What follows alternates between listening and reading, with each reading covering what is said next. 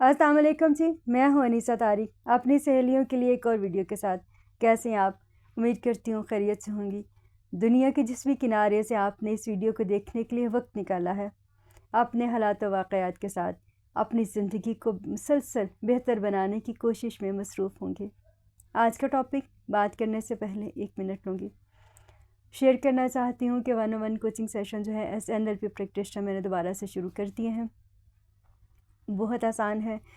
WhatsApp पे आप session book कर सकती हैं। उसके अलावा इंस्टा पे डायरेक्ट मैसेज करके अगर आपको लगता है कि कोई तो आपकी बात को बग़ैर गुमान किए सिर्फ सुन ले, जजमेंटल हुए बग़ैर, तो आपका एक सेशन आपकी बहुत सारी परेशानियों को ख़त्म कर सकता है।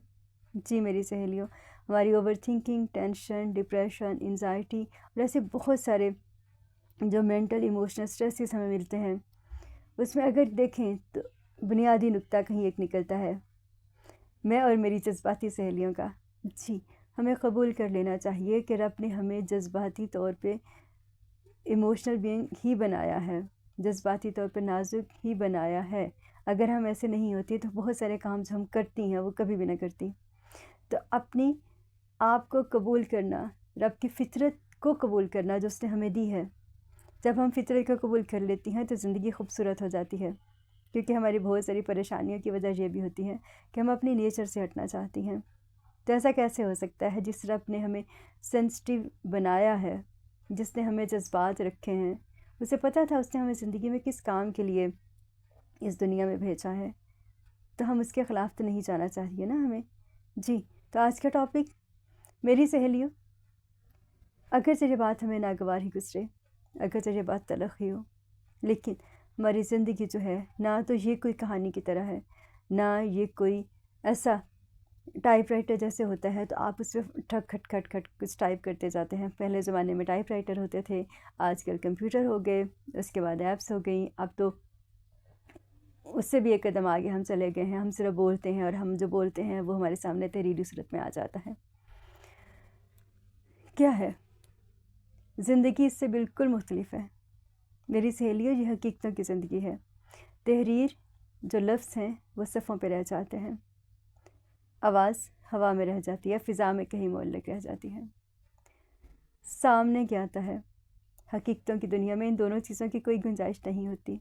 इसलिए तो अनीसा कहती है कि अपनी सोच को अमल तक लेके जाएं। जी, आप मेरी जहाँ भी देखें, जो हैशटैग है ना सोच से अमल तक, ये मेरी ज़िंदगी में मुझे लगता है यही मेरा मकसद हयात है, अपनी सहेलियों के साथ शेयर करना। सिर्फ सोचने का कोई फ़ायदा नहीं होता, उसको अमल पे लेके जाएं।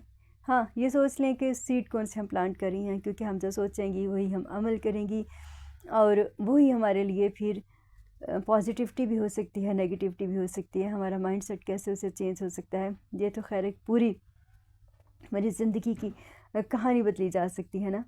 बुक ऑफ लाइफ जो है उसको भी हम रीडिज़ाइन कर सकते हैं। जी, हम कैसे रीडिज़ाइन कर सकते हैं? अपनी सोच से, सोच को अमल तक लेके जाके और इस यकीन के साथ कि ज़िंदगी हकीकतों की ज़िंदगी है और हकीकतें बहुत तलख़ होती हैं। ये हमारे तसव्वुरात जैसी नहीं होती, ये हमारे एहसासात जैसी नहीं होती, ये हमारे जज्बात जैसी नहीं होती। हमने इनके साथ ही अपने जज्बात को साथ मैनेज करके इन हकीकतों को सामना करना होता है। मेरी सहेलियों, जब हम इसका सामना करना सीख लेती हैं और हम कबूल कर लेती हैं कि रब की दी हुई ज़िंदगी बहुत खूबसूरत है, उसका एक इनाम है और उसके बहुत से रंग हैं, तो हमारे लिए बहुत सी जो ज़हनी जज्बाती हमें धचके लगते हैं वो नहीं लगते हैं, हम टूट के बिखरती हैं तो जल्दी से वो होता है कि ख़ुद को समेटना कैसे है।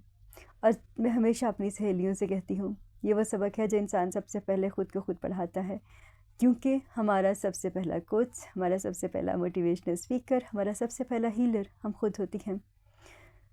तो मेरी सहेलियों, जो चीज़ आपको तोड़े, फिर आपने ख़ुद को दोबारा से जब रीडिज़ाइन ही करना है तो इतने बेहतर तरीके से कीजिए जो पहले आपने सोचा भी नहीं था। बिखेरा है ज़िंदगी ने, तो ये अहम नहीं है कि ज़िंदगी ने बिखेरा कैसे है। आप किसी ट्रॉमा में किसी वजह से गई हैं, कोई भी हो सकता है, फाइनेंशियल स्ट्रेसेस हो सकते हैं, आपके किसी करीबी अजीज़ का इंतकाल हो सकता है, आपकी ज़िंदगी में बहुत सी नापसंदीदा सूरत हाल हो सकती हैं, आपकी ज़िंदगी में रवैये हो सकते हैं, ٹوٹیں تو پھر خود کو سمیٹیں، جب تو ری ڈیزائن کریں اپنی کتاب کو۔ تو پھر ایسا ہونا چاہیے best version of your self کا صرف ایک سٹیپ، بس اتنی سی بات ہے، لیکن بات سمجھنے کی ہے۔ میری سہیلیوں، انسان کے پاس ایک چیز رہتی ہے جی، اگر وہ عمل نہیں کرتا تو صرف ایک چیز ہے، اور وہ ہے جھوٹا انتظار۔ اور اس حقیقتوں کی دنیا میں انتظار کی کوئی گنجائش نہیں ہوتی، اور جھوٹے انتظار کی تو بالکل بھی نہیں۔